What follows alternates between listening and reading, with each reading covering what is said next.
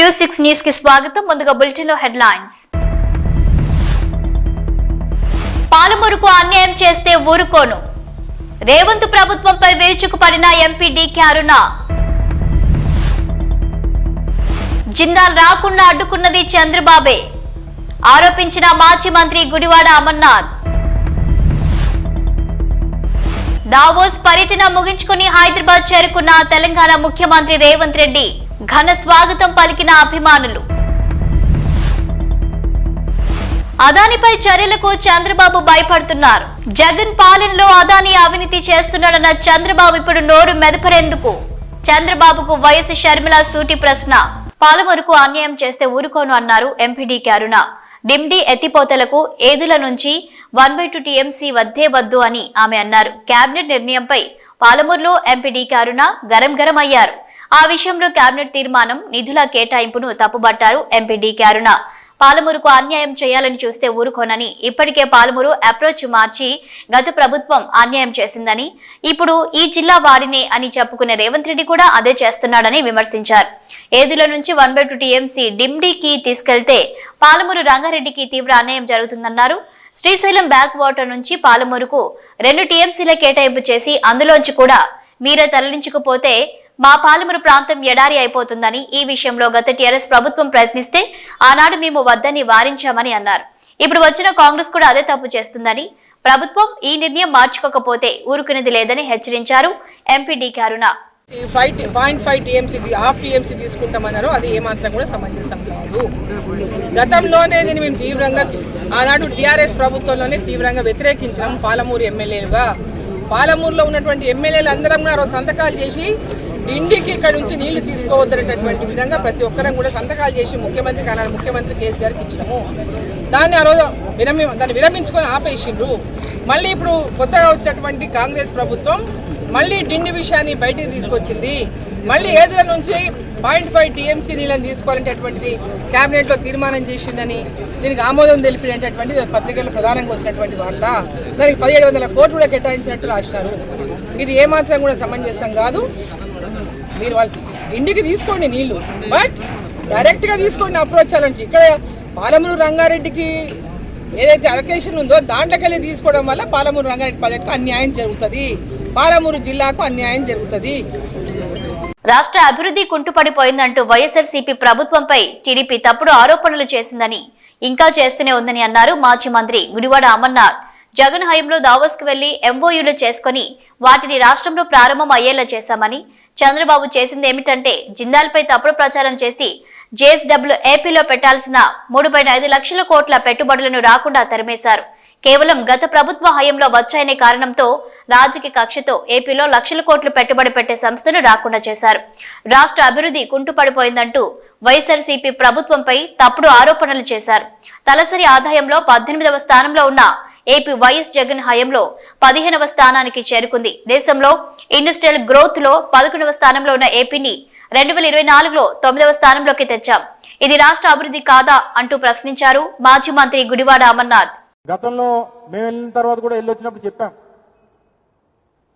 చాలా మంది చర్చించాం, 3-4 ఎంఓయూలు చేసుకున్నాం. తర్వాత జరిగినటువంటి ఎంఓయూల్ని గ్రౌండ్ చేశాం, ప్రాజెక్టులు నడుస్తూ ఉన్నాయి. తీరా మీరు చేసింది నిన్న వెళ్ళి చేసింది ఏంటంటే జేఎస్డబ్ల్యూ జిందాల్ వారు రాష్ట్రంలో పెట్టాల్సినటువంటి 3.5 లక్షల కోట్ల రూపాయల పెట్టుబడుల్ని మీరు పెట్టకుండా వాళ్ళు తగిలేశారు బయటికి. ఆ పెట్టుబడి అంతా కూడా ఈరోజు మహారాష్ట్రకు పోయింది. లేనిపోయినటువంటి తప్పుడు ప్రచారం మా మీద చేసి, మా ప్రభుత్వం మీద ఆరోపణ చేసి ఈరోజు 3.5 లక్షల కోట్ల రూపాయలు రాష్ట్రానికి రావాల్సినటువంటి పెట్టుబడుల్ని మీరు తరిమేశారు నిన్న జరిగినటువంటి సదస్సుల ద్వారా. కేవలం రాజకీయ పరమైనటువంటి కక్షతో, కేవలం గత ప్రభుత్వంలో వారు పెట్టుబడులు ఈ రాష్ట్రంలో పెడతామన్నారనేటువంటి ఉద్దేశంతో రాష్ట్రానికి మీరు అన్యాయం చేసినటువంటి సందర్భాన్ని ఈరోజు మీ ద్వారా ప్రజలకు తెలియజేస్తా ఉన్నాం. పోనీ అదేం పొల్యూటింగ్ ఇండస్ట్రీ కాదు, గ్రీన్ ఎనర్జీకి సంబంధించి 3.5 లక్షల కోట్ల రూపాయల పెట్టుబడులు ఈ రాష్ట్రంలో పెడతామని చెప్పి ఆ రోజు జిందాల్ ఆ రోజు అప్పుడు ముఖ్యమంత్రి జగన్మోహన్ రెడ్డి గారితో చర్చించి ముందుకు వస్తే ఈ పెట్టుబడులన్నీ కూడా ఆ రోజు జగన్మోహన్ రెడ్డి గారి హయాంలో వారు ముందుకు వచ్చారనేటువంటి ఉద్దేశంతో నిన్న వారిని తరిమేసేటువంటి కార్యక్రమం చేశారు.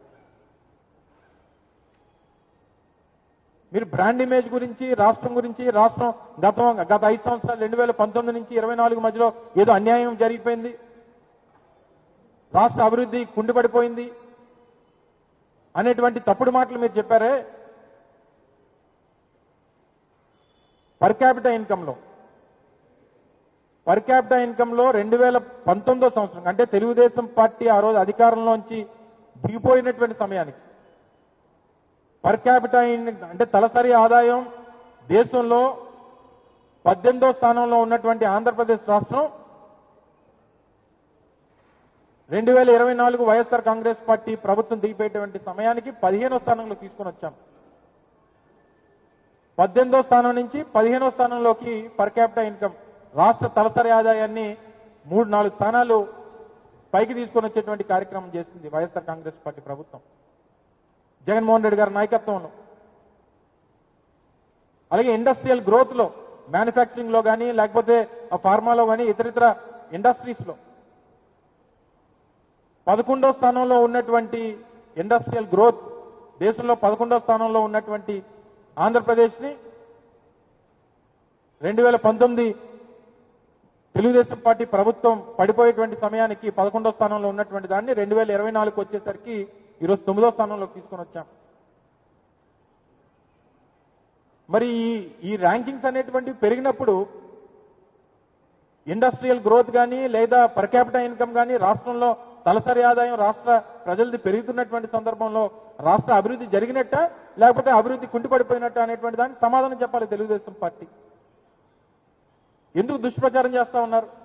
దావోస్ పర్యటన ముగించుకొని తెలంగాణ ముఖ్యమంత్రి రేవంత్ రెడ్డి హైదరాబాద్ చేరుకున్నారు. దావోస్ పర్యటనలో వివిధ కంపెనీలతో ఎంఓయూ కుదుర్చుకుని వచ్చారు. తన సహచర మంత్రులు మరియు అధికారులతో పర్యటన అనంతరం హైదరాబాద్ చేరుకున్నారు. దీని ద్వారా రాష్ట్రంలో 1,78,950 కోట్లు రాష్ట్రానికి తీసుకువస్తున్నట్లు అర్థమవుతుంది.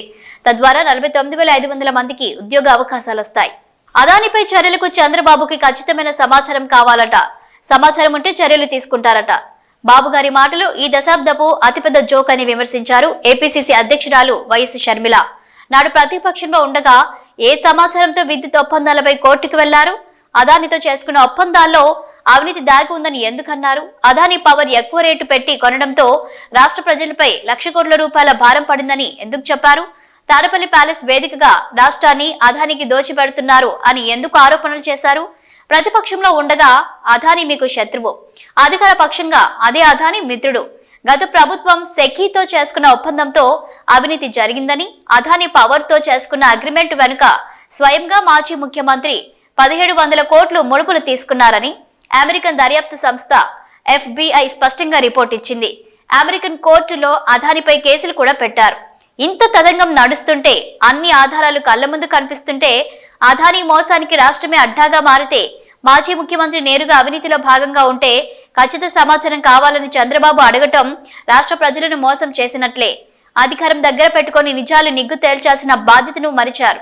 కనీస ఒప్పందాల్లో ఏం జరిగిందో తేల్చడానికి ఏసీబీని సైతం రంగంలోకి దించకపోవడం అదానిని కాపాడుతున్నారు అనే దానికి నిదర్శనం. అదానిపై చర్యలకు భయపడుతున్నారు అనేది నిజం. మోదీ డైరెక్షన్ లో విషయాన్ని పక్కదారి పట్టించారు అనేది వాస్తవమని అన్నారు వైఎస్ షర్మిల.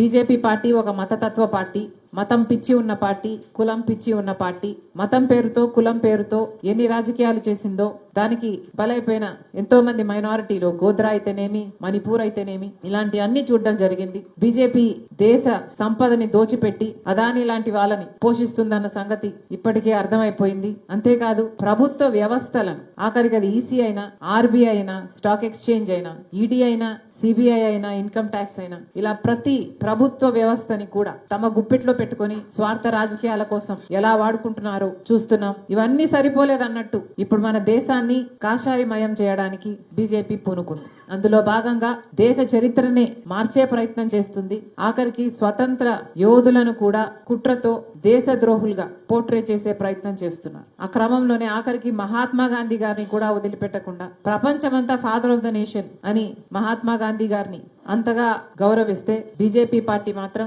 మహాత్మా గాంధీ గారిని ఒక విలన్ గాను, గాంధీ గారిని చంపిన వాళ్ళని దేవుళ్ళగాను పరిగణించి వాళ్ళ గుళ్ళు కడుతున్నారు. ఇవన్నీ చూస్తున్నాం, ఇవన్నీ గమనిస్తున్నాం. మహాత్మా గాంధీ గారు అహింసావాది అయితే, సత్యం, అహింస, ప్రేమ, సోదర భావం గాంధీ గారి సిద్ధాంతాలైతే వీటికి పూర్తి భిన్నంగా హింసా మార్గాన్ని ఎంచుకుంది బీజేపీ పార్టీ. మైనారిటీలు ఉండకూడదు అన్నట్టుగా మసీదులను ధ్వంసం చేయడం అయితేనేమి, చర్చులని నాశనం చేయడం అయితేనేమి, వాళ్ళ మీద దాడులు చేయడం అయితేనేమి బీజేపీకి అలవాటుగా మారిపోయాయి. మహాత్మా గాంధీ గారంటే గౌరవం లేదు, వారి సిద్ధాంతాలంటే విలువ లేదు. కేవలం మహాత్మా గాంధీ గారు కాంగ్రెస్ పార్టీ నాయకుడు కాబట్టి ఆయన లెగసీ కాంగ్రెస్ పార్టీకి తాకకూడదు అన్న ఉద్దేశం, ఆ అడ్వాంటేజ్ కాంగ్రెస్ పార్టీకి రాకూడదు అన్న వికెడ్ ఇంటెన్షన్. అంబేద్కర్ గారిని కూడా వదిలిపెట్టలేదు. అంబేద్కర్ గారు వర్గాల వాళ్ళలో వెలుగులు నింపిన వాడు. అంబేద్కర్ గారు ఈ రోజు మన దేశంలో అన్టచబిలిటీ లేదు అంటే దానికి కారణం అంబేద్కర్ లాంటి గొప్ప నాయకులు. అంతేకాదు మన రాజ్యాంగాన్ని రూపొందించిన వారు. ఈ రోజు మనకు ఓటు ఉంది అన్న, సమాజంలో ఈక్వాలిటీ ఉంది అన్న, జస్టిస్ ఉంది అన్న, ఇవన్నీ రాజ్యాంగం మనకిచ్చిన హక్కులు. సమాజంలో అందరూ స్వేచ్ఛగా, సమానంగా, సగర్వంగా బతికే అవకాశం మనకు రాజ్యాంగం ఇస్తుంది.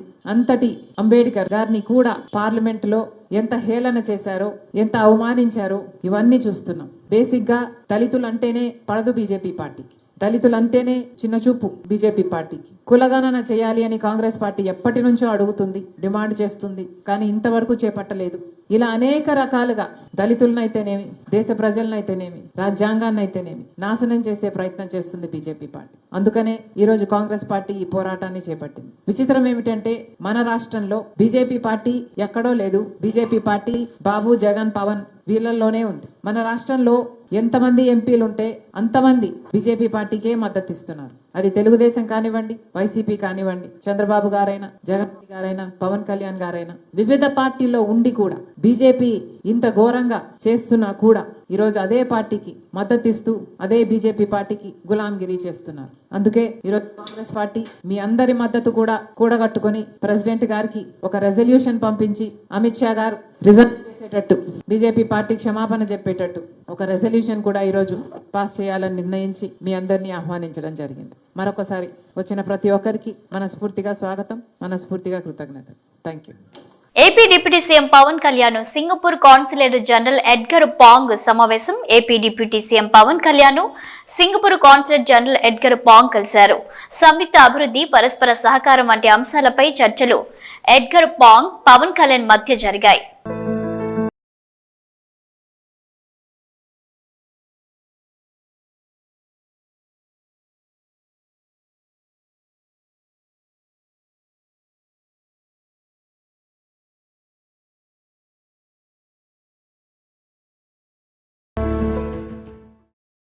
ఇందిరమ్మ ఇల్లు జాబితాలో తన పేరు లేదంటూ గ్రామ సభలో ఓ వికలాంగురాలు ఆవేదన వ్యక్తం చేశారు.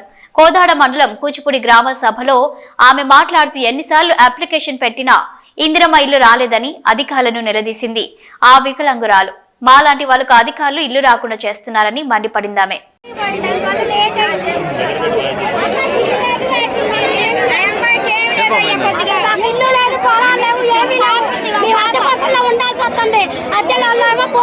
ఖాళీ చేస్తున్నారు. అసలు మాలాంటి వాళ్ళకి ఎప్పుడో ఇల్లు రావాలి, రాకుండా చేశారు ఊరు పెద్ద మనుషులందరూ కలిసి. ఏం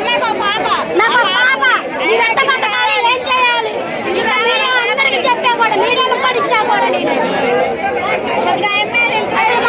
ఆదుకునే వాళ్ళే లేరు. అసలు నాకు పాప కూడా వికలాంగులు పాప కూడా పుట్టింది. ఆ పాపని ఎట్ట చదువుకోవాలి, ఎట్ట పెంచుకోవాలి, ఎట్ట చేయాలి.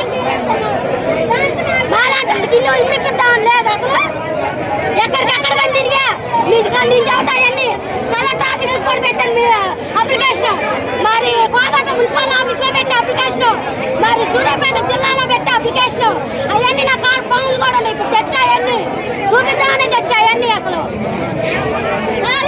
ఓట్లు అయితే కావాలి, ఏ మాయ అయితే మమ్మల్ని అయితే ఆదుకునే వాళ్ళు లేదనమాట. కరీంనగర్ జిల్లా జమ్మికుంటలో సీఐ మరియు ఓ వ్యక్తి మధ్య ఫోన్ కాల్ ఆడియో ఒకటి వైరల్ గా మారింది. ఓ సీఐ మరో వ్యక్తికి సంబంధించి దాదాపు 10 నిమిషాలు నిడివి ఉన్న ఆ వీడియో జిల్లా వ్యాప్తంగా ఇప్పుడు చర్చనీయాంశంగా మారింది. తనపై పెట్టిన అట్రాసిటీ కేసులో 3 లక్షలు తీసుకుని కూడా ఎందుకు కేసు నమోదు చేశావంటూ సదరు వ్యక్తి సీఐని అడగడం సంచలనంగా మారింది. బాత్రూంలో డబ్బులు పెట్టేటప్పుడు తాను వీడియో రికార్డు చేశానని, దాన్ని మీ ఉన్నత అధికారులు మీడియాకు పంపిస్తానంటూ సీఐని హెచ్చరించాడు. కాపాడాలంటూ లక్షలు ఇచ్చినా కేసు పెట్టావంటూ సీఐతో వాగ్వాదానికి దిగాడు. సిఐ మాత్రం స్టేషన్ కు రా అన్ని విషయాలు వివరంగా మాట్లాడుకుందామంటూ నెమ్మది స్వరంతో సమాధానం చెప్తున్నట్లు ఆడియో ద్వారా తెలుస్తుంది. ఈ సంభాషణకు సంబంధించిన ఆడియో తాజాగా బయటకు రాగా సంచలనం సృష్టిస్తోంది. సోషల్ మీడియాలో తెగ వైరల్ గా మారింది. మరోవైపు ఈ ఆడియో వ్యవహారం డిపార్ట్మెంట్ ఉన్నత అధికారుల దృష్టికి వెళ్లినట్లు తెలుస్తోంది. హలో సార్, నేను బయట ఉన్నాను. Listen to me. గేట్ దగ్గర ఉన్నారండి. వినండి ముందుగా వినండి. ఏమైందో చెప్పండి. మీకు చెప్తున్నాను. ఆ రోజు మీ బాత్రూమ్ లో తీసుకొచ్చి 3 లక్షలు పెట్టిన చూసిరా? అది 3 లక్షలు ఎవరు? వినండి. హలో, ఎవరు పెట్టారండి? ఆ వీడియో రికార్డింగ్ మీ సీసీ ఫుటేజ్ కనీసం అది మీ ఆ మాత్రం క్యాచ్ చేసుకోకుండా ఏమైందండి?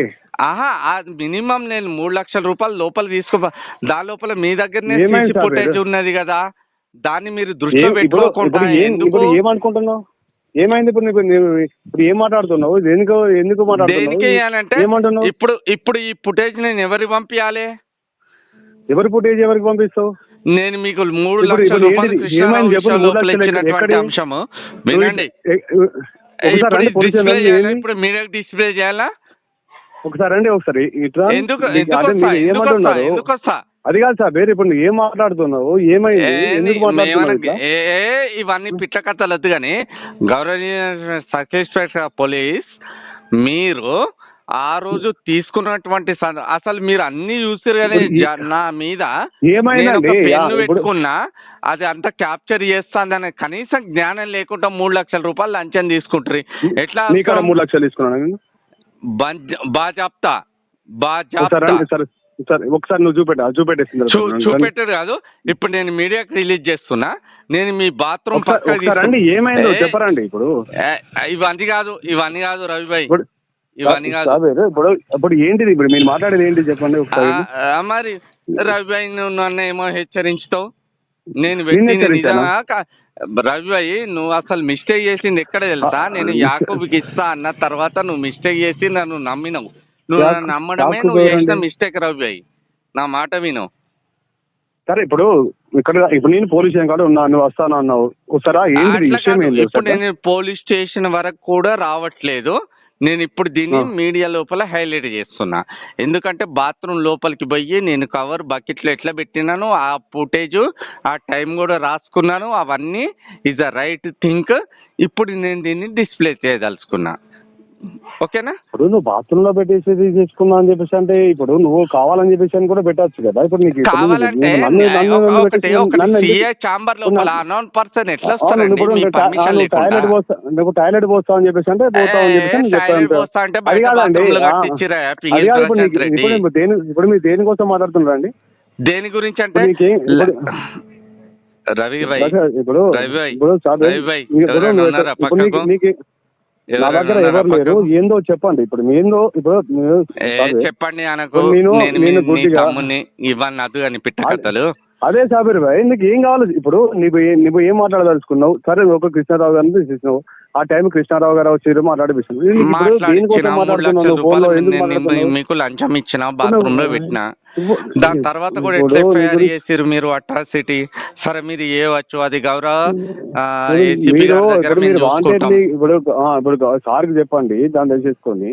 ఇప్పుడు మీరు కావాలని చెప్పేసుకొని ఇప్పుడు వాళ్ళు ఇచ్చింది కాబట్టి చేసింది అని చెప్పేసి అని చేస్తే ఇప్పుడు నేను సాక్ష్యం విత్ వీడియో చూపించుతా. నేను విత్ వీడియో మీరు ఒకసారి నేనే స్టేషన్ కి ఎందుకు రావాలి? నేను దాన్ని డిస్ప్లే చేస్తా కదా. దావోస్ పర్యటన గతంలో జగన్ విహారయాత్రకు వెళ్లినట్లుగా వెళ్లి వస్తే ఈనాడు చంద్రబాబు ప్రముఖ కంపెనీలతో ఎంఓయూలను కుదుర్చుకుని వచ్చారని అన్నారు తెలుగుదేశం పార్టీ పోలిట్ బ్యూరో సభ్యులు వర్ల రామయ్య. సార్, అందరికీ నమస్కారం అండి. చంద్రబాబు నాయుడు గారు రాష్ట్ర ముఖ్యమంత్రి వర్యులు ఆంధ్రప్రదేశ్ రాష్ట్రాన్ని సర్వతోముఖాభివృద్ధి చెందే రీతిలో పరిశ్రమలు తీసుకురావాలి. రాష్ట్రానికి వేలాది మంది నిరుద్యోగులకు ఉద్యోగ కల్పన జరగాలి. అన్ని రకాలుగా రాష్ట్రం అభివృద్ధి చెందాలని ఒక లక్ష్యంతో దావోస్కు వెళ్ళటం, చంద్రబాబు గారితో పాటు ఐటీ శాఖ మంత్రులు, నారా లోకేష్ బాబు గారు తదితర బృందం దావోస్ వెళ్ళటం మనందరికీ తెలుసు. క్షణం తీరిక లేకుండా దావోసులో వారు పడిన శ్రమ, వాళ్ళ ఆరాటం, వాళ్ళ అభిమతం అంతా కూడా రాష్ట్రానికి పెట్టుబడులు తీసుకురావాలి, పరిశ్రమలు తీసుకురావాలి, నిరుద్యోగ బిడ్డలకి ఉద్యోగ కల్పన జరిపించాలి, రాష్ట్రాన్ని అన్ని రకాలుగా అభివృద్ధి చెందే రీతిలో చూడాలనేది వారి తపన. విజన్ 2047 అమలు చేయాలని రాబోయే రోజుల్లో భారతదేశంలో ఆంధ్రప్రదేశాన్ని అగ్రస్థానంలో ఉంచాలన్న తపన నారా చంద్రబాబు నాయుడు గారిది. లక్ష్యం కూటమి ప్రభుత్వానికి. లోకేష్ బాబు గారు కూడా తనకున్న శక్తియుక్తులన్నీ, తనకున్న జ్ఞానం మొత్తాన్ని కూడా అక్కడ పెట్టి రాష్ట్రంలో పెట్టుబడులు తీసుకురావడానికి పడుతున్న తపన అభినందనీయం, వర్ణనాతీతం అని చెప్పి కూడా నేను తెలియజేస్తున్నా. జగన్మోహన్ రెడ్డి గారు ఏదో మాట్లాడతారు. ఆయన మంత్రులు ఉన్నారు, ఒక చిట్టా ఉంది, 4-5 పాపం ఉన్నారు ఆయనకి, నోటుకొచ్చినట్టు మాట్లాడతారు. మీరు గతంలో దావోస్కి వెళ్ళారు, జగన్మోహన్ రెడ్డి గారు ఎందుకు వెళ్ళారు? పెట్టుబడులు తీసుకురావటానికా, లేకుంటే లండన్లో ఉన్న మీ బిడ్డలను చూడటానికా? చూడటం తప్పని నేను అంటలేదండి, నేను చాలా జాగ్రత్తగా మాట్లాడతా. మీరు ఆ రోజున మీరు దావోస్కి వెళ్ళారు, 4 సంవత్సరాలు ఇది ఉంటే మీరు ఒకసారి వెళ్ళినట్టున్నారు దావోస్కి. What you have done there? ఏం చేశారు మీరు అక్కడ? చలిగా ఉందని రూమ్లో కూర్చొని పాస్తా తింటూ కూర్చున్నారు. పాస్తా ఆయనకు చాలా ఇష్టం అంట జగన్మోహన్ రెడ్డి గారికి పాస్తా. అక్కడ విరివిగా దొరుకుతుంది. మనం బిర్యానీ అనుకోండి, సపోజ్ మనకు మటన్ బిర్యానీ ఎలాగో అక్కడ పాస్తా. రూమ్లో పాస్తా తినుకుంటూ కూర్చున్నవాడటండినా. ఆ పెట్టుబడులు జరిగే ఆ ప్రాంగణానికి వెళ్ళలేదు ఆయన. చలిగా ఉంది, అమ్మో ఇది ఎక్కడని. అది నేనంటున్న మాట కదా, వాళ్ళ మంత్రి అన్నాడు ఆ రోజున. ఐటీ శాఖ మంత్రి అమర్నాథ్ రెడ్డి అనుకుంటా, కుర్రాడు పాపం, నోటికొచ్చినట్లుగా మాట్లాడతారు అర్థం పర్థం లేకుండా. అవునండి, ఎవరు వెళ్తారండి? -6 చలి ఉంటుందండి. స్నానం చేయటం చాలా ఇబ్బంది అండి. మేము ఇంతవరకు స్నానం చేయలేదండి దావోసులో 4 రోజులు అన్నాడు. దుంపదాక దావోసులో స్నానం చేయలేదట. అతనే అన్నాడు, మంత్రి అన్నాడు, చలిగా ఉంటుందండి, మేము స్నానం చేయలేదు అక్కడ. ఎక్కడ ఏది జగన్ గారు నేను బయటకు రమ్మని ఎక్కడ అడగను, అంత చలి ఉంటే అన్నాడు ఆయన. అంటే దిస్ షోస్ మీకు ఎంత ఇంట్రెస్ట్ ఉంది రాష్ట్ర ప్రజల మీద. రాష్ట్రాన్ని అభివృద్ధి పథంలో నడిపించాలన్న ఆలోచన ఎంతటిది మీది అని చెప్పి నేను అడుగుతూ ఉన్నా. ఈ రోజున -6 ఉంది అక్కడ. చలిలో వణుకుతూ కూడా ఆ వయసులో చంద్రబాబు నాయుడు గారు క్షణం తీరిక లేకుండా పెట్టుబడులు రండి అని చెప్పి పెట్టుబడిదారులకి ఆయన మాట్లాడటం, ఎక్కే గడప దిగే గడప. ఆయన కలవటానికి ఎంతమంది పెట్టుబడిదారులు పరుగులు తీశారు. Bill Gates, I'm very happy to see you mister CBNG అన్నారు ఆయన. మిమ్మల్ని ఎవరు అన్నారా? జగన్ గారు మీరు వస్తే దూరంగా వెళ్ళారు, ఎక్కడ కమిషన్లు కొడతారోనని. నిజం కాదా? చంద్రబాబు నాయుడు గారికి స్వాగతం పలికారు ప్రతి టెంట్లో కూడా. మేము వస్తాం, పెట్టుబడులు పెడతామని స్వాగతించారు చంద్రబాబు నాయుడు గారిని. అది చంద్రబాబు నాయుడు గారికి మీకు. శ్రీ సత్యసాయి జిల్లా రాప్తాడు నియోజకవర్గం రామగిరి మండలం శ్రీహరిపురం గ్రామంలో ప్రజానాయకుడు మాజీ మంత్రి పరిటాల రవీంద్ర 20వ వర్ధంతి సందర్భంగా ఆ మహనీయుడికి ఘన నివాళి అర్పించిన శ్రీ సత్యసాయి జిల్లా బీసీసీఎల్ జిల్లా అధ్యక్షులు బి రంగయ్య. ఈ కార్యక్రమంలో పార్టీ నాయకులు మరియు కార్యకర్తలు, పరిటాల రవణ అభిమానులు పాల్గొని నివాళులు అర్పించారు. ఇవి బులెటిన్ అప్డేట్స్. Keep watching.